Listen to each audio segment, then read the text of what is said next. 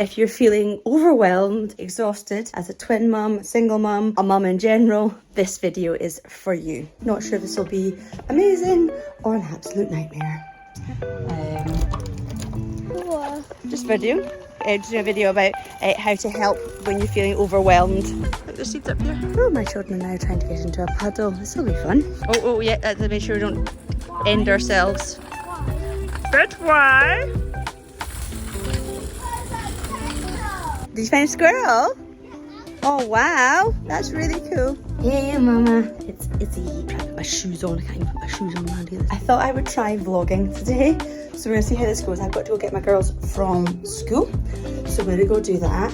And I'm gonna take you along for the journey. I thought I would have a chat with you while I'm doing this because overwhelm's been a massive thing for me at the moment. And some mornings I wake up and I have done more by 9 AM than any CEO of any Fortune 500 company. Other days I have done next to nothing and I'm still in my pajamas at 5 PM. And I've been stressing about it and just feeling inadequate and everything else, and not good enough mum, not good enough at my work, not good enough with my YouTube content, and just not, you know, that sort of imposter syndrome, not feeling enough, not feeling good enough. So I've been thinking about this and taking some time, which is why I've not been posting as regularly on here, but just to make sure that I'm really right in myself.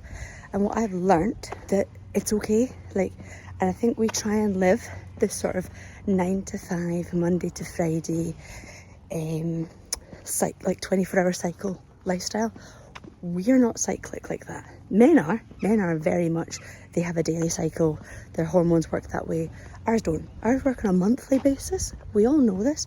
We know about hormones, we know about menstruation, we know about menopause. But then why are we trying to make our working week like that? So what I started doing is taking the pressure off myself. Now obviously I'm making sure that my girls are safe, happy, fed, everything else. But some days I'm going to manage a ton with them and I'm going to be like super mum on steroids. Other days I'm just going to be struggling, and it's okay if digital babysitter comes out a little bit. It's okay if I can't manage everything. That's okay. And yeah, it being okay to not be okay, if that makes sense. Also, it's great to show our kids that we're not 100% all the time. We live in a world of social media and Instagram versus reality. We see all these posts all the time, and it's so important that our kids learn that it's okay not to be okay, and it's okay to have rough days.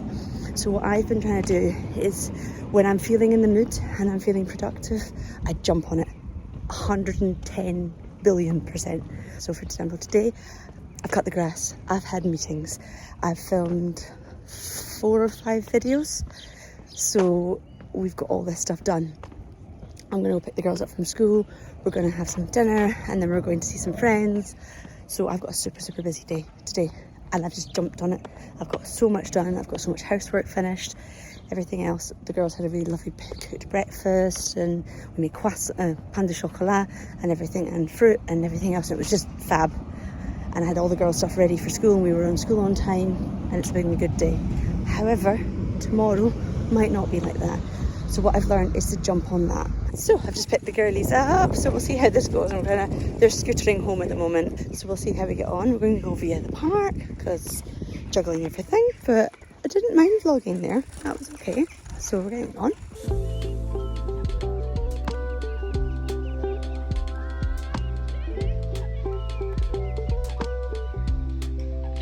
Speaking of juggling things, so I've had to put the camera down a couple of times to look after the girls, and that's okay.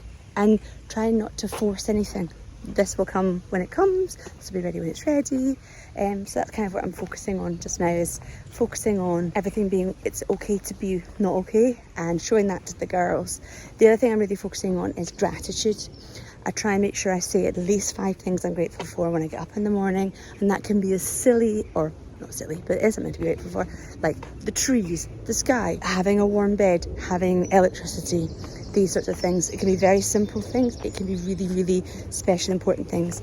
And also when they're talking about gratitude, doing things with gratitude in mind. So for example, this morning when I woke up, I didn't have to make breakfast for my girls. I got to make breakfast for my girls. So it's things like that, and changing our mindset to focus on what we get to do rather than what we have to do, and getting to enjoy everything that way.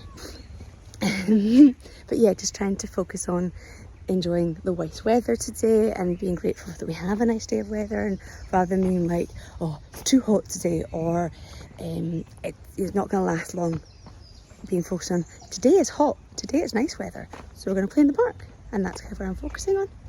And we'll see, fly am I? We'll see what the girls want to do now. Oh, my children are now trying to get into a puddle. This will be fun. Are we okay, ladies? What are we up to? Can you go fishing? Did you see a fish? No, I didn't see a fish, but I found out how to as a catch. All you gotta do is go here. And get your stick. Like doing meditation. Fish food.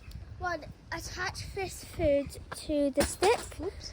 And then you're to put that in the water, and then the fish will come to it, and you clean it up when you do fish. What were you saying there, Ali? I think that what you said was a really good idea. I like going here for meditation. That's a really good idea. That's why every day after school I prefer going here. So I'm grateful I get to take the girls home through the park, and that we're getting to scooter because it's nice weather, and actually scootering means that I get home a little bit quicker than normal. So yeah, that's what I'm grateful for. My 2 tips for overwhelm. 1, we are cyclic, and to remember that we can do some days, we can do hundreds of stuff, or we have a phase of days being really productive, other days we're not. And to plan our time like that rather than trying to fit in a kind of typical 9 to 5 Monday to Friday. The other thing is to focus on our gratitude. What are we grateful for? And that we get to do things rather than we have to do things. Also, a wee extra bit. Okay, so back home, I'm going to film some of this in the garden because life is lifing. I'm going to come sit over here and enjoy the sun and the shade at the same time. So I'm getting quite sweaty. Lovely. Pretty. I've also created 10 tips for twin mums. So if you are struggling as a twin mum, especially if you're in the first year, there's lots of helpful hints and tips with web links to items and things that really helped me survive my first year of having twins. So if you'd like that, I'll put a link in the description below as well. Thank you for watching this video. If you got something from this video, please remember to pop a wee like below, as it helps the algorithm and all that jazz. If you haven't already, please subscribe to the channel and pop the notifications on, and you'll get updated anytime I release a new video. Take care of yourself, mama. Keep pushing forward, and remember, you are enough.